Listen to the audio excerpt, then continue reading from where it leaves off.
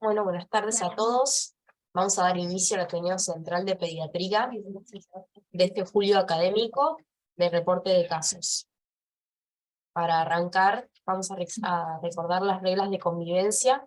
Todos los micrófonos de los participantes deben permanecer silenciados. El material será subido a YouTube y utilice el chat para hacer preguntas, comentarios o sugerencias, y al final de la presentación tendremos un espacio para que los expositores respondan a sus consultas. Recordemos respetar la privacidad de los pacientes, evitando dar datos personales. Para iniciar, vamos a arrancar con el case report que se titula Duodenitis eosinofílica asociada a dilatación de la vía biliar, otra forma de pensar el dolor abdominal a propósito de un caso. Las autoras son González Florencia Mariana, Ulimens Camila, y el tutor es Sergio Nací.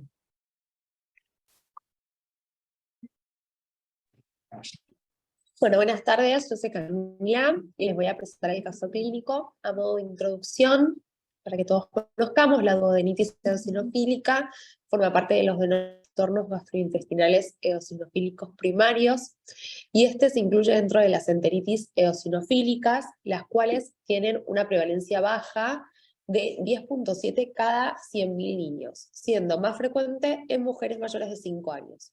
Se presenta con una gran diversidad de síntomas de acuerdo a la localización de la patología y el grado de afectación que tenga, siendo el dolor abdominal una de las manifestaciones clínicas más frecuentemente descritas. Por otra parte, la dilatación de la vía biliar se encuentra descrita en algunos casos de trastornos gastrointestinales eosinofílicos primarios con afectación biliar, aunque no se reportan casos asociados que incluyan ambas afectaciones. Siguiente, por favor. El caso clínico es una paciente femenina de 17 años que, como único antecedente a destacar, tiene un antecedente familiar de su mamá fallecida por pancreatitis. Y en la enfermedad actual, la paciente venía con una historia de pérdida de peso del 5% en un mes, junto a caída de cabello, astenia, episodios de diarrea y dolor abdominal asociado, sin mucus ni sangre. Requirió una internación para manejo del dolor de intensidad severa, 8, 9 en 10, opresivo, que irradiaba en cinturón y calmaba con las comidas o con la postura antiálgica en posición fetal. Durante la internación se interconsultó al Servicio de Gastroenterología Infantil y se acordó realizar los siguientes estudios complementarios. Por una parte, pruebas bioquímicas, al inicio normales, pero durante el transcurso de los días de internación se fue evidenciando eosinofilia sérica progresivamente en aumento, y por otro lado, imágenes que fue una angiotomografía de abdomen que informó dilatación de la vía biliar intra y extrahepática con dilatación del conducto pancreático, sin lograr identificar un causal obstructivo aparente, y dicho hallazgo se confirmó por una colangioresonancia. Además, en paralelo se fueron haciendo estudios orientados a descartar otras causas frecuentes de eosinofilia, como alergias o presencia de parásitos, que fueron todos negativos. Finalmente, se realizó una videoendoscopía digestiva alta con toma de biopsia que informó duodenitis eosinofílica con afectación mucosa y una biopsia de cuerpo gástrico con número de eosinófilos aumentados sin criterio de gastritis eosinofílica. En otro centro se realizó ecoendoscopía que informó coledoco de diámetro normal, dilatándose levemente a nivel hepático del hepático común, sin contenido endoluminal, con vesícula biliar sumamente distendida, paredes finas y abundante contenido ecogénico homogéneo, con nivel hidroaéreo compatible con barro biliar denso. Y se decidió iniciar tratamiento con corticoides sistémicos, se usó meprednisona 40 miligramos día y una dieta de exclusión de leche y trigo, observando un descenso de eosinófilos hasta su valor normal en la primera semana del tratamiento. Bueno, buenas tardes, yo soy Florencia. Para repasar un poco de qué se trata esta entidad, la duodenitis eosinofílica forma parte de los trastornos gastrointestinales eosinofílicos primarios, que están caracterizados por ser un conjunto de patologías crónicas que se caracterizan por un aumento del infiltrado eosinofílico, excluida una causa secundaria. Se diagnostica principalmente en base a 3 criterios. El primero es la presencia de síntomas gastrointestinales crónicos o recurrentes. El segundo es la inflamación con infiltrado denso de eosinófilos en una o más partes del tracto gastrointestinal. Y el tercero es la ausencia de otras causas de eosinofilia gastrointestinal. Por otra parte, es importante mencionar que la presencia de eosinófilos es habitual en el sistema digestivo, salvo en el esófago, por lo que en duodeno existe un valor normal de 10 a 20 eosinófilos por campo de gran aumento. En gran parte de la literatura existente y la bibliografía que nosotros usamos, se toma como punto de corte la presencia de más de 50 eosinófilos por campo como diagnóstico de la duodenitis eosinofílica. En cuanto a la fisiopatología, se conoce parcialmente. Se plantea una hipótesis que incluye mecanismos inmunes, IgE y no IgE mediados, activados secundariamente a la exposición de un alérgeno, que esto generaría, por un lado, la activación de citoquinas que regulan positivamente la migración de eosinófilos, y por otro lado, que los alérgenos se unirían al receptor de IgE en los mastocitos y basófilos y provocaría una activación celular y liberación de mediadores inflamatorios, incluidas las interleucinas, que participan en el reclutamiento de eosinófilos. En cuanto a la presentación clínica, es muy variable y hay una clasificación que es la según la profundidad de la infiltración eosinófila. Si tiene afectación mucosa, como en el caso de nuestra paciente, lo más frecuentemente descrito es el dolor abdominal, las náuseas, los vómitos, la diarrea, la pérdida de peso y la anemia. Si hay afectación de la muscular de la mucosa, hay dismotilidad y obstrucción, y si hay afectación serosa, se ve meteorismo y ascitis. Y la eosinofila periférica se presenta en el 20 a 80% de los casos, siendo más común en la forma serosa. Y en el laboratorio además se puede observar anemia, aumento de IgE e hipoalbuminemia. En cuanto a los estudios complementarios y principalmente las imágenes endoscópicas son inespecíficas. Uno puede ver eritema, edema, nodularidad, ulceraciones, lesiones polipoideas. En cuanto a los cambios radiológicos, pueden estar ausentes hasta el 40% de los pacientes. Los estudios veritados, la ecografía o la tomografía abdominal pueden mostrar engrosamiento de las paredes intestinales o signos de obstrucción en las formas con mayor afectación de la capa muscular, así como una linfadenopatía localizada en algunas ocasiones. Y en los casos de afectación eosinofílica biliopancreática, las imágenes pueden mostrar dilatación de vías biliares o pancreáticas.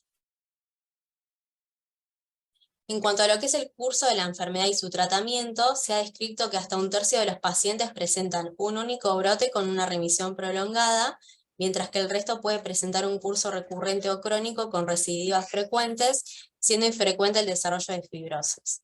Y en lo que respecta a su tratamiento, los corticoides han sido asociados a altas tasas de respuesta clínica e histológica, siendo la prednisona, que fue la que utilizó nuestra paciente, la que ha mostrado evidencia en inducir la mejoría clínica en 2 a 14 días.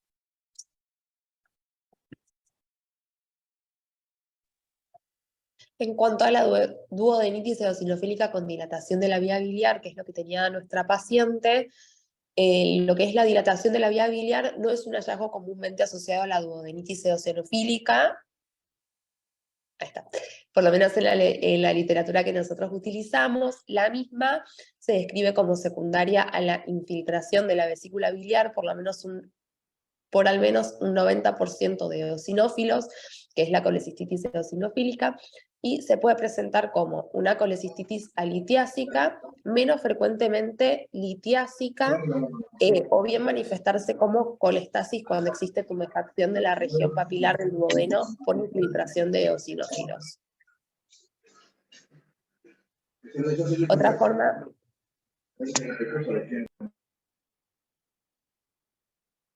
Otra forma menos frecuente de presentación es la colangiopatía eosinofílica, que se caracteriza por una densa infiltración eosinofílica transmural del tracto biliar, que es una condición rara y benigna, y se debe sospechar si se encuentra engrosamiento o estenosis de las vías biliares, infiltración eosinofílica en el estudio histopatológico y reversibilidad de las anormalidades biliares sin tratamiento o después de administrar corticoides.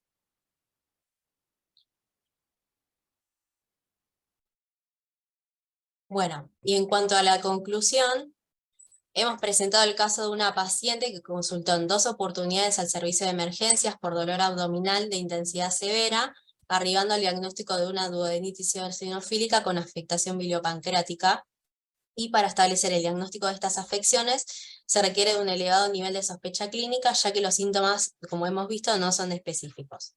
Y si bien se trata de una patología poco prevalente, existe evidencia que demuestra que su tratamiento es beneficioso y efectivo con drogas ampliamente difundidas como son los corticosteroides.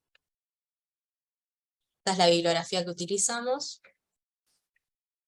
Y abrimos el espacio para dudas y preguntas.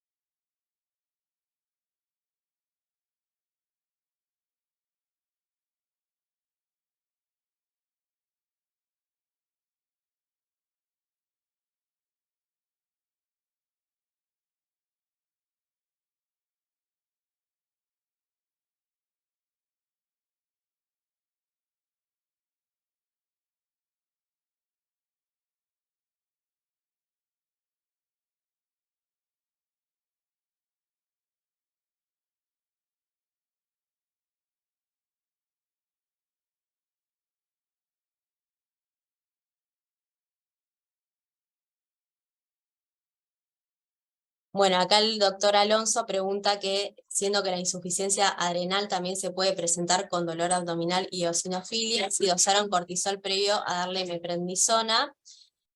Tengo entendido que sí, no lo recuerdo con exactitud, pero sé que la paciente se interconsultó con el Servicio de Endocrinología de San Justo.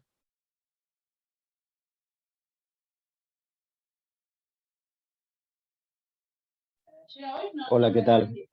Mira, Sergio Nacifala. Creo que se había consultado con endocrinología al principio por la alopecia, por la pérdida de peso, por la astenia asociada al dolor abdominal y se le había hecho dosaje de hormonas tiroideas y anticuerpos para celiaquía. Pero no recuerdo exactamente que se le haya hecho dosaje de cortisol. Tendría que fijarme, pero no recuerdo haberlo visto dosaje de cortisol propiamente dicho.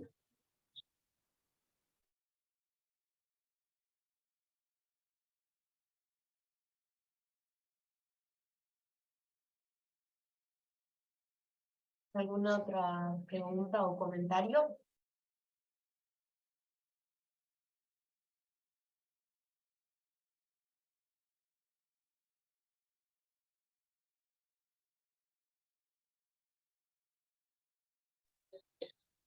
Yo quería hacer un breve comentario referente a la internación de la paciente, la evolución, que fue un dolor abdominal de difícil manejo que requirió morfina al inicio y bastante renuente a la remisión, el dolor. Y a medida que la fuimos estudiando, que vimos en los estudios que tenía dilatación de la vía biliar sin llegar a ser ninguna pancreatitis, sin tener elevación significativa de amilasa, ni de lipasa, ni de gamma GT, ni tampoco tenía solo elevación leve de transaminasas. Y en el transcurso de la evolución fuimos viendo el ascenso de los eosinófilos, que tenía valores de eosinófilos que fueron ascendiendo de forma importante. En un momento, bueno, comenzamos a descartar otras causas de eosinofilia, como son las parasitosis, y le pedimos un parasitológico que fue negativo, una serología para toxocara que fue negativa, y pensamos en algunos medicamentos también que podrían producir eosinofilia, como el omeprazol, como probables causas. Bueno, posteriormente se terminó de estudiar con las endoscopías alta y baja que mostraron la endoscopía alta, sobre todo, que mostró el recuento de eosinófilos, aunque no era del valor diagnóstico, pero se asumió como una duodenitis eosinofílica que tuvo buena respuesta a los corticoides y a la dieta de exclusión. Posteriormente vi que la paciente fue vista en ambulatorio y había ya casi suspendido los corticoides y seguía con la dieta de exclusión con buena respuesta, con mejoría del dolor y con descenso de los eosinófilos.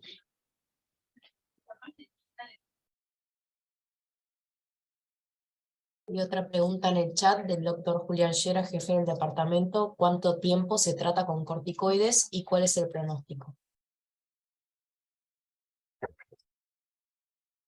Bueno, en cuanto al tratamiento, lo que leímos es que puede ser más o menos de 3 a 6 meses y que se hace un descenso progresivo y el pronóstico, la verdad que es muy bueno. De hecho, en esta paciente, desde que se empezaron los corticoides, en una semana ya se había visto mejoría clínica, inclusive de la la eosinofilia en valores de sangre.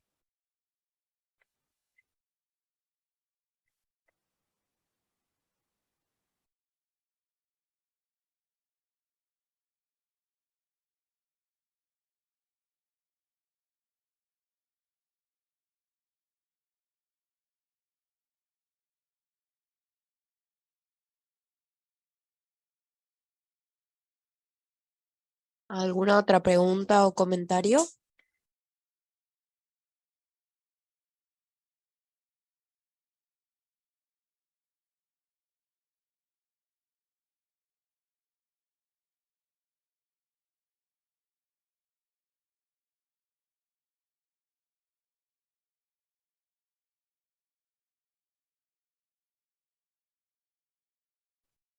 Hay otra pregunta en el chat del doctor Oscar García, si la buena respuesta clínica es debido a la mejoría o a algún estudio. Hablaba en Sí, realidad de la mejoría en los eosinófilos séricos, también hablaba de la mejoría en cuanto a la histología, o sea que si uno volvía a repetir, por ejemplo, una bioendoscopía y realizaba una biopsia, se veía también mejoría en la histología y también mejoría en síntomas, o sea, en los síntomas de la paciente. O sea, lo que está descrito en la bibliografía es que, o sea, uno caracteriza la mejoría en los valores de laboratorio y en la histología, pero en esta paciente también se observó rápidamente mejoría en la clínica.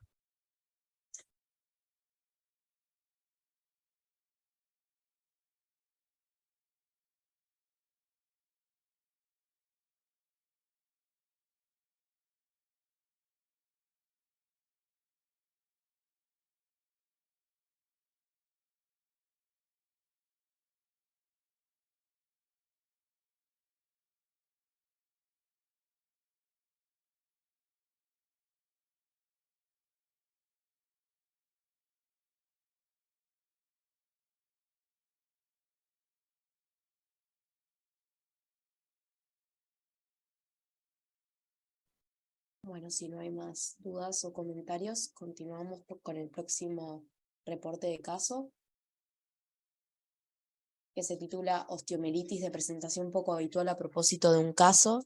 Los autores son la doctora Ushua Jimena y la doctora Gramático Jazmín, con el doctor tutor Jefes Guido. Buenos días, mi nombre es Jazmín. Les voy a presentar primero el caso. Se trata de un paciente masculino de 8 meses de edad que, como antecedentes de relevancia, se trataba de un paciente pretérmino de 34 semanas que al nacimiento había tenido un distrés respiratorio con requerimiento de ARM por sus primeras 12 horas de vida y que después requirió CPAP por las siguientes 24 horas. Y además, como otro antecedente, se trataba de un lactante sibilante, por lo que recibía fluticasona como medicación habitual. Y como dato interesante para este caso, tenía un carnet de vacunación completo. Él consultó en un primer momento a la Central de Emergencias Pediátricas, cursando un cuadro de vía aérea superior de aproximadamente 72 horas de evolución, asociado a dolor e impotencia funcional en el miembro inferior derecho.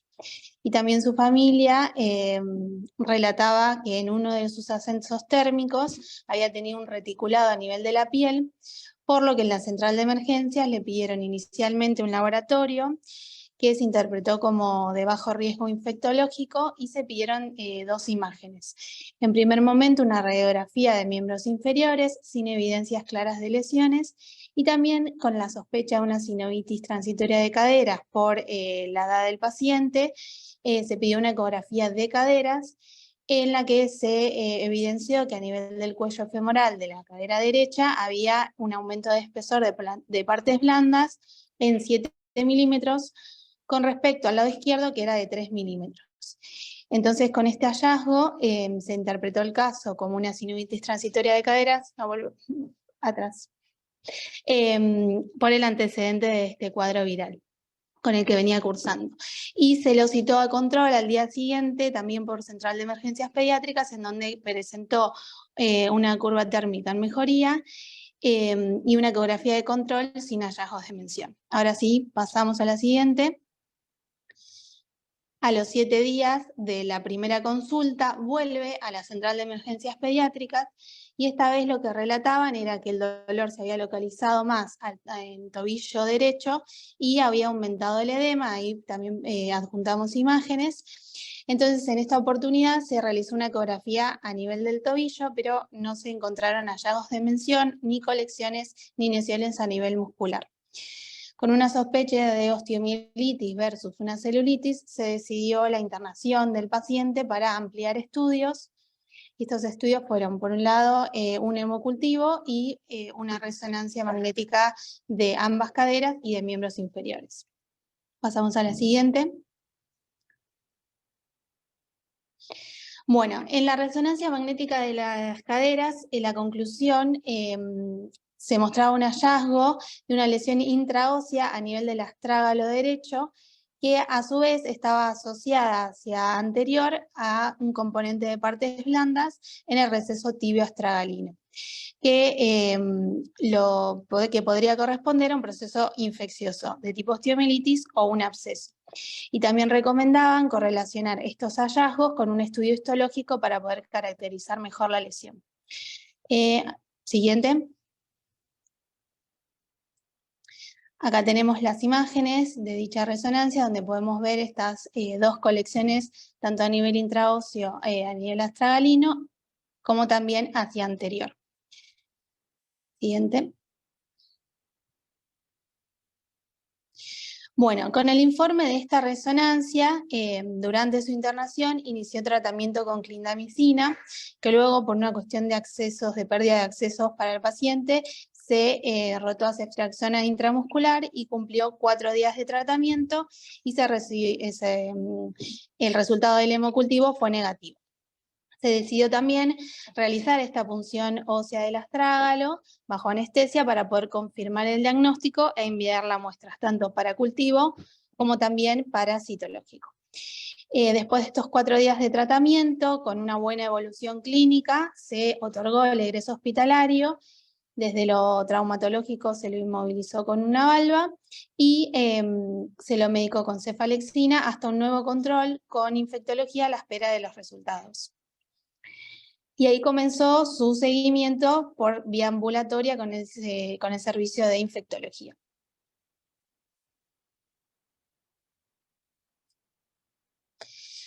Bueno, infectología entonces recibe los distintos resultados de lo que se había realizado en la internación. Por un lado, los cultivos iniciales para gérmenes comunes y el micológico directo vinieron negativos, pero la baciloscopía vino positivo, teniendo en cuenta que el cultivo para VAR todavía se encontraba pendiente. Por otro lado, también se recibió el resultado de la anatomía patológica, en donde se identificaron bacilos ácido alcohol resistentes en la biopsia de este astrágalo, asociados a un proceso inflamatorio activo. Frente a estos hallazgos, el Servicio de Infectología decidió iniciar tratamiento antituberculoso con las 4 drogas iniciales a cumplir 9 meses de tratamiento total por osteomielitis tuberculosa. También se realizó una radiografía de tórax y el tratamiento con cefalexina se suspendió. Siguiente. Acá tenemos también una imagen de lo que es el resultado de la biopsia. A nivel de diagnóstico podemos ver este proceso inflamatorio con los bacilos ácido alcohol resistentes.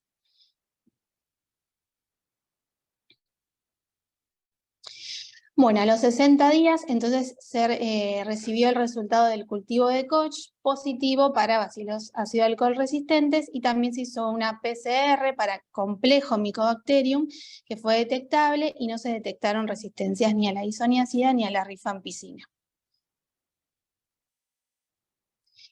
Bueno, entonces como para poder resumir un poco la línea de tiempo, el paciente inicia el tratamiento con 4 drogas iniciales durante los primeros 2 meses y después de estos 2 meses continuó con las siguientes 2 drogas. Intercurrió a los 4 meses de iniciado el tratamiento con un mayor dolor local y edema, entonces se decide su reinternación por sospecha de reagudización de la lesión y se solicitó una nueva resonancia magnética.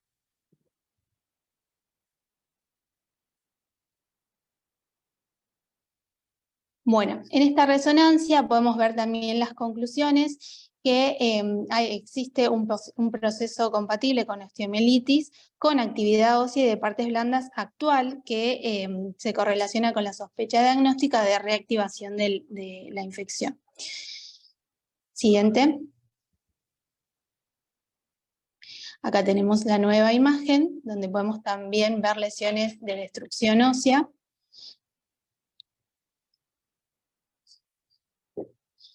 Y se programó una toilet quirúrgica y en el parte quirúrgico se relata que se observa abundante material purulento de aspecto gaseoso y tejido friable y se vuelven a tomar muestras para cultivo y anatomía patológica. En este caso los cultivos dieron todos negativos, incluso el cultivo de Koch a los 30 y a los 60 días, y la anatomía patológica informó un proceso inflamatorio crónico activo con algunos esbozos de granulomas. Con este resultado se agregó al tratamiento la ciprofloxacina con el plan de hacer 2 meses desde la internación.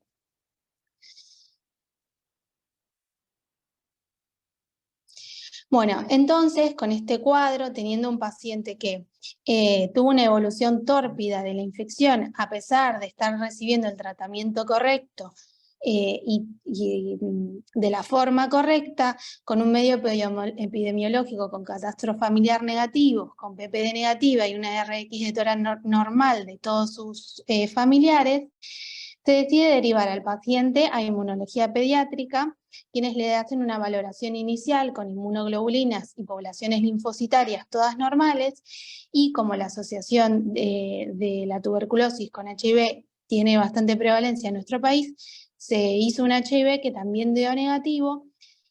Por lo tanto, en conjunto entre el Servicio de Inmunología e Infectología Pediátrica, decidieron derivar al Instituto Malbrán la muestra para poder identificar bien dentro del Mycobacterium complex cuál era el germen, y se recibió el informe sabiendo que era una Mycobacterium bovis.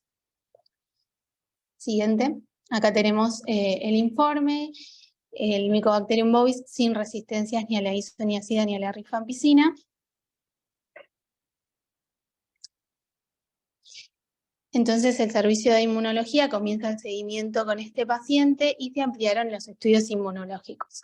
Inicialmente la sospecha diagnóstica era la enfermedad granulomatosa crónica, por lo que se solicitó la técnica de estallido respiratorio de neutrófilos, que se hizo en 2 oportunidades y ambas fueron de resultado negativo.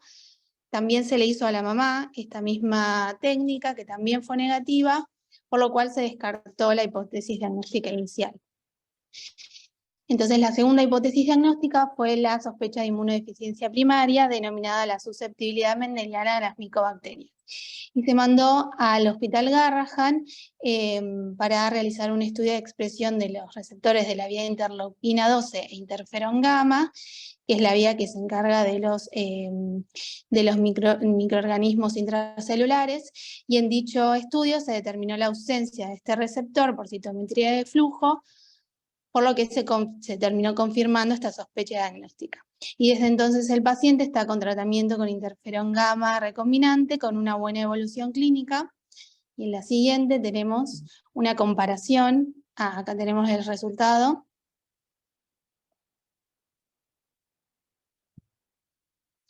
Y acá tenemos una comparación radiológica de el paciente al mes de diagnóstico con pérdida de masa ósea y lesiones osteolíticas, y luego de los 5 meses de tratamiento con una reconstitución de la masa ósea a nivel del astragal.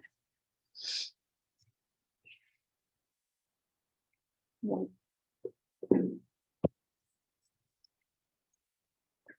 Bueno, ahora para hablar un poco de la discusión del caso clínico, para recordar que bueno, en nuestro país la tuberculosis continúa siendo un importante problema de salud pública. En un boletín publicado por el Ministerio de Salud en el año 2019, se diagnosticaron 12.499 casos nuevos de tuberculosis, de los cuales un 17% de los afectados corresponden a niños, niñas y adolescentes, siendo principalmente el grupo que más se vio afectado entre los 15 y los 19 años.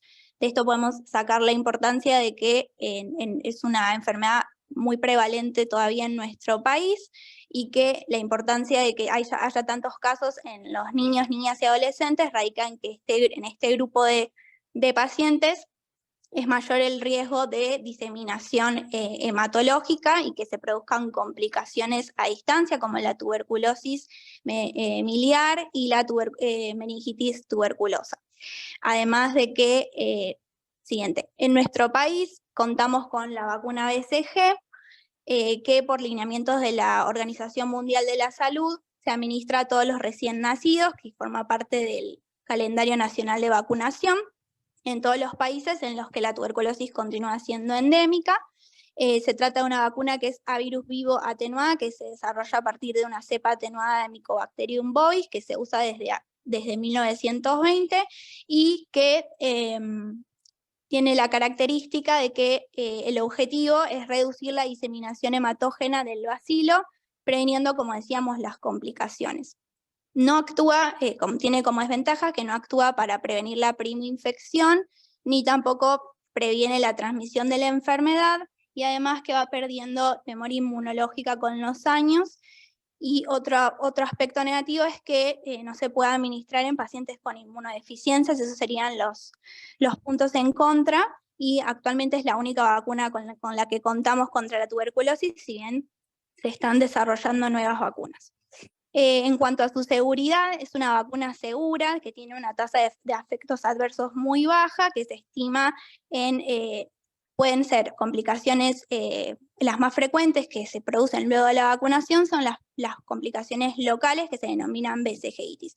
La más frecuente es la linfadenopatía, que es la aparición de una adenopatía regional cerca del sitio de inoculación de la vacuna, que suele tener un curso autolimitado y no requiere ningún tratamiento en específico.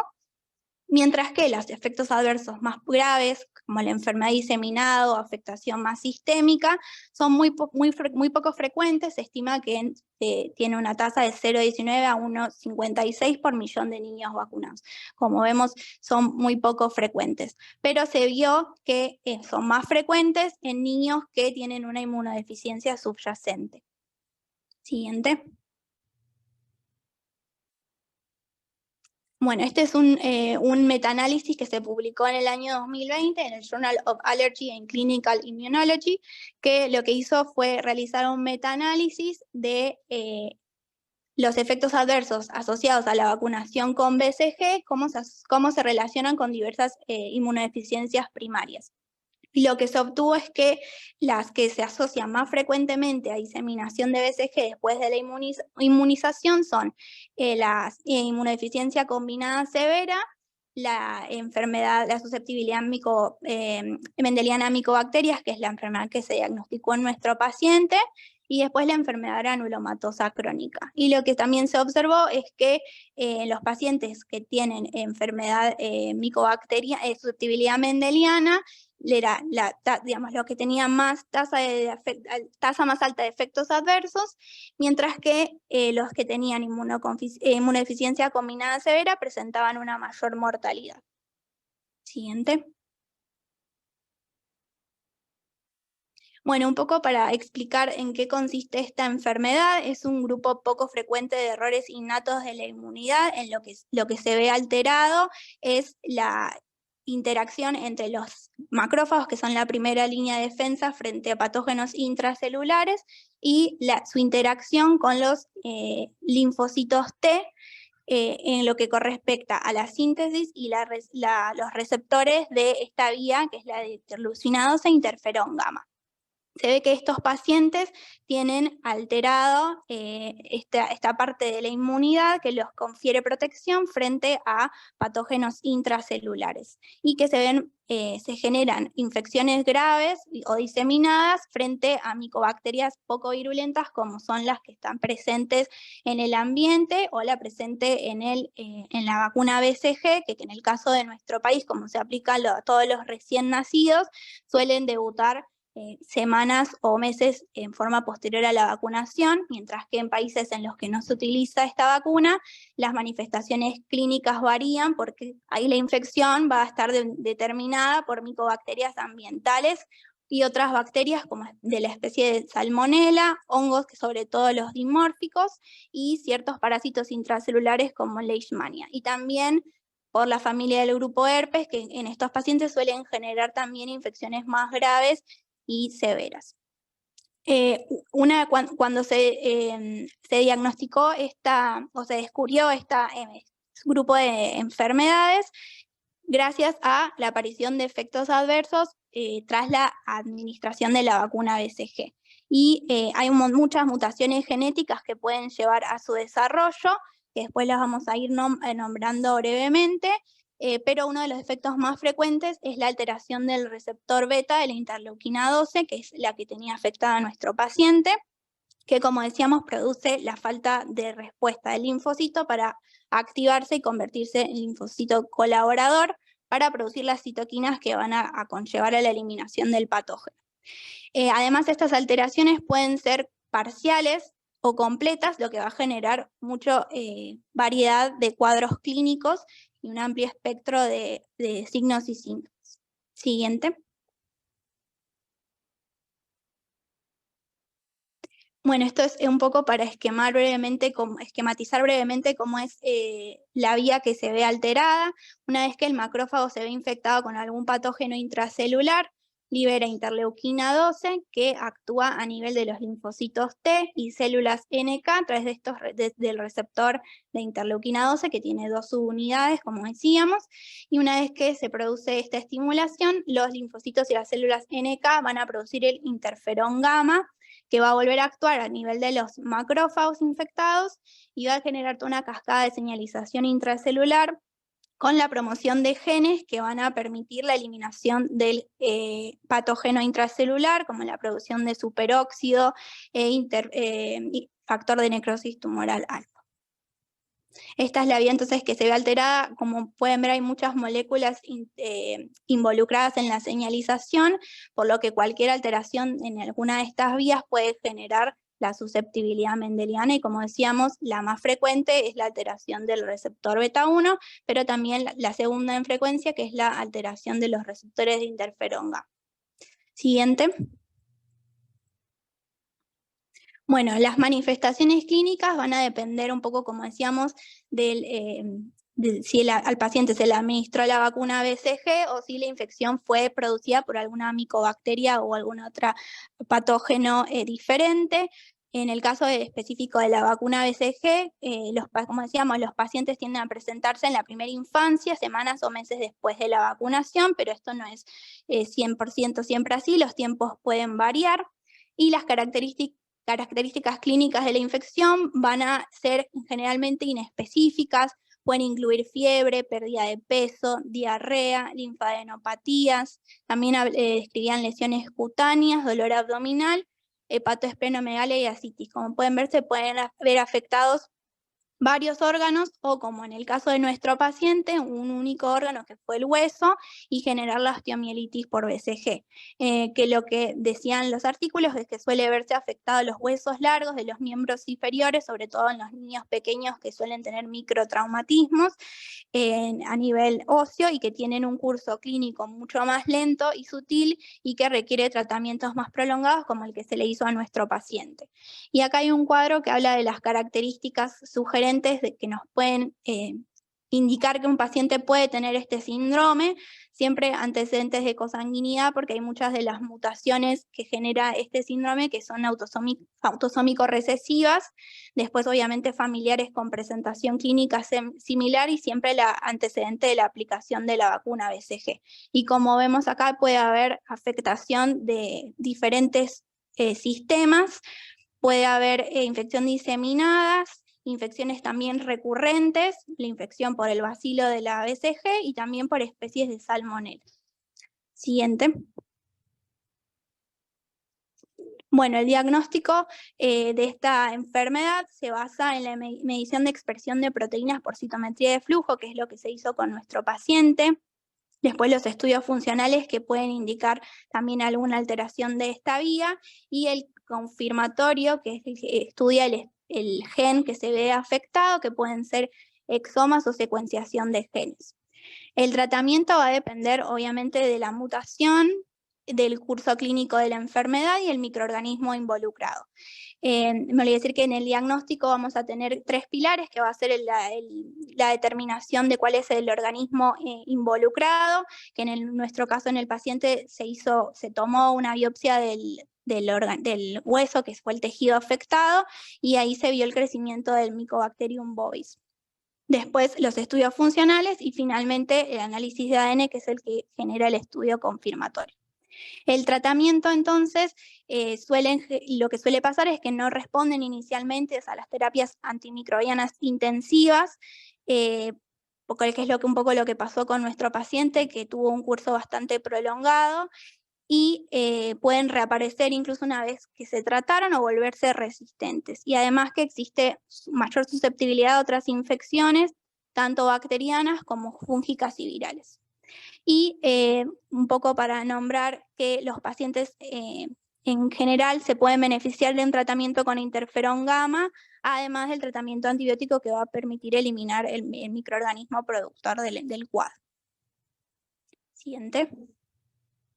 Y bueno, y como conclusiones, lo que nos pareció importante era remarcar, estudiar a los pacientes y a sus familias, que si bien esto es un cuadro muy poco frecuente, ante la presencia de una reacción adversa severa tras la vacunación con la BCG, si hay antecedentes familiares de tuberculosis, de salmonelosis o de cuadros previos de BCGitis o BCGosis, y de consanguinidad, porque como habíamos dicho que algunos de los genes podían ser autosómicos recesivos. Y obviamente, principalmente, la falta de respuesta a los tratamientos instaurados o la aparición de gérmenes que no suelen ser los habituales o incluso de baja virulencia, como es el bacilo de la BCG. Bueno, no sé si hay alguna pregunta o comentario.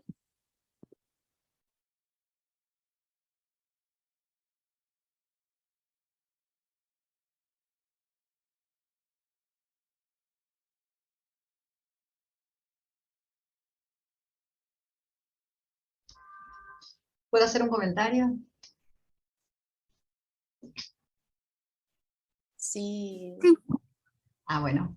Bueno, primero me encanta que hayan tomado este paciente, porque la verdad es que fue un paciente que dio su trabajo y que cuando se presentó la primera vez, el diagnóstico era de osteomielitis por tuberculosis, una ubicación particular.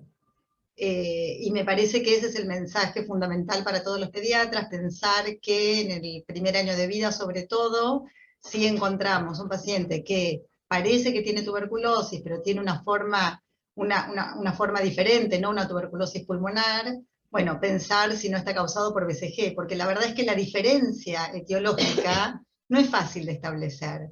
Esto lo hizo el Malbrán y nosotros estamos ahí persiguiendo a los infectólogos a ver si era BCG, si era el bacilo BCG o era el Mycobacterium tuberculosis, porque cuando cualquiera de nosotros tiene como resultado bacilo acidoalcoholresistente, micobacteria, obviamente que en este país pensamos que es tuberculosis, pero bueno, no todo es tuberculosis, y si bien estos pacientes son muy poco frecuentes, existen, merecen un diagnóstico diferente y tienen, además del tratamiento específico, otro tratamiento que puede ser muy importante. Entonces es muy importante hacer el diagnóstico. Así que bueno, por eso me encanta que hayan retomado este caso.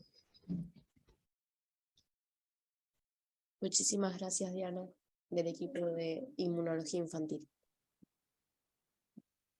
Hay una pregunta del doctor Julián Llera, del jefe del departamento, si esta es la vía que se afecta cuando se utilizan inhibidores del TNF y hay aumento de riesgo de tuberculosis.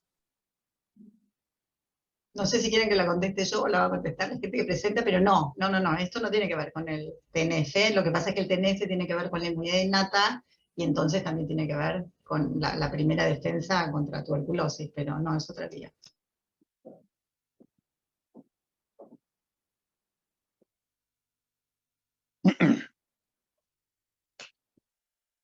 ¿Algún otro comentario? Hola, ¿cómo están? Yo soy Guido, que fue el tutor de las chicas. A mí, la verdad, cuando las chicas eligieron el tema, me pareció muy bueno por varias cosas. Uno es el enfoque de cualquier paciente, porque este chico tenía en la historia la idea de sibilancias recurrentes. Y una cosa que uno, por ahí los que venimos de hospital público lo pensamos, pero ya con el último tiempo, yo hace mucho tiempo estoy en privado, uno deja de pensar en la tuberculosis como un diagnóstico diferencial y deberíamos sospecharlo siempre. Dos, que existen los efectos adversos a la vacuna BCG, que aunque son raros, existen y hay que tener en cuenta, algunos mucho más leves, unos mucho más graves. Y en este paciente, más aún, al tener una BCG tan diseminada, sospechar la inmunodeficiencia. Que nosotros como pediatras normalmente pedimos CD3, CD4, CD8, 19 o 20, CD56, dosaje de GAME, y al sumo pedimos respuesta a anticuerpos, y hasta ahí queda. Pero estos pacientes tienen una inmunodeficiencia mucho más compleja que por ahí necesitamos derivar el inmunólogo y trabajar en conjunto. Muchísimas gracias, Guido Jefes de la Sala de San Justo. Bueno, ¿alguna otra pregunta o comentario?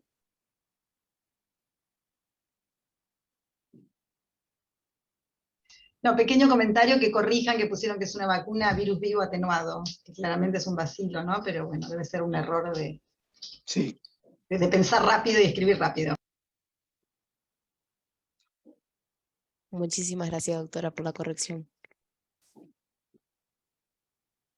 Bueno, muchísimas gracias a todos los presentadores. Gracias a todos por los que escucharon. Damos finalizado el Ateneo.